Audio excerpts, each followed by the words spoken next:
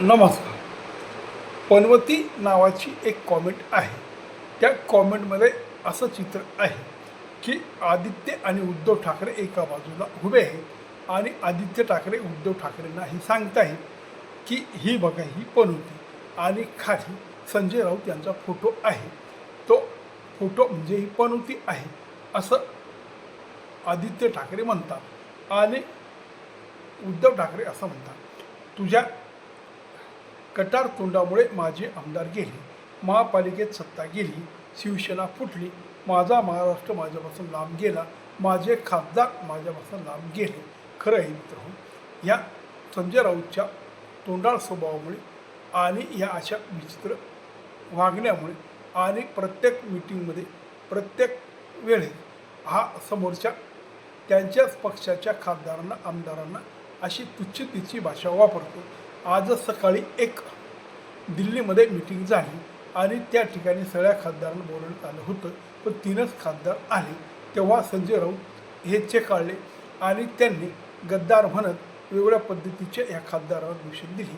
खरं तर खासदार हा 4 ते 5 6 तालुक्याचा एक प्रकारे प्रतिनिधी असतो. तेव्हा समाजाचा हा जो प्रतिनिधी असतो त्याच्याशी अशी शिवराळ भाषा वापरणे कुठल्याही पक्षाच्या नेत्याला, कुठल्याही पक्षाच्या प्रवक्त्याला शोभा देत नाही. पण हे ना उद्धव ठाकरेंच्या लक्षात आलं की ह्या व्यक्तीला फार पूर्वीच हाकलून द्यायला हवं होतं आणि पक्षातून काढून टाकायला हवं होतं, किंवा कमीत कमी त्याचं जो प्रवक्ता पद आहे त्याची जी बडबड आहे ती बंद करायला पाहिजे होती. ह्या व्यक्तीमुळे फार शिवसेनेचं नुकसान झालं.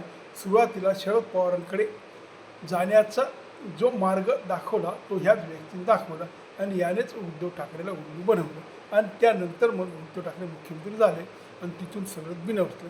पुढे पुढे ते हा इतका वावत गेला आणि त्याबरोबर उद्धवही इतके वावत गेले की यांनी हिंदू धर्माविषयी तुच्छतेची भावना जोपासली आणि बाळासाहेबांनी जेही चांगलं काम केलं होतं त्याच्यावर गोळा फिरवला.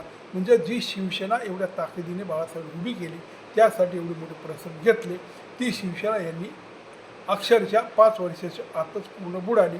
आज यांच्याकडे कुणी शिवसैनिक नाही आणि पुढच्या वेळी यांची फार अवस्था वाईट होईल. तरीही यांच्या डोक्यात प्रकाश पडत नाही. तेव्हा ही जी कॉमेंट आहे ही उशिराकाने आलेली आहे.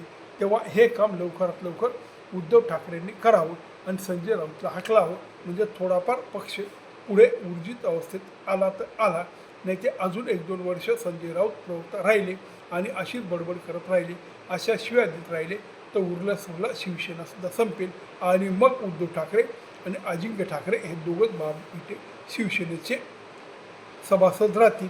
बाकी समाज यांच्यापासून दूर गेलेला असेल. नमस्कार.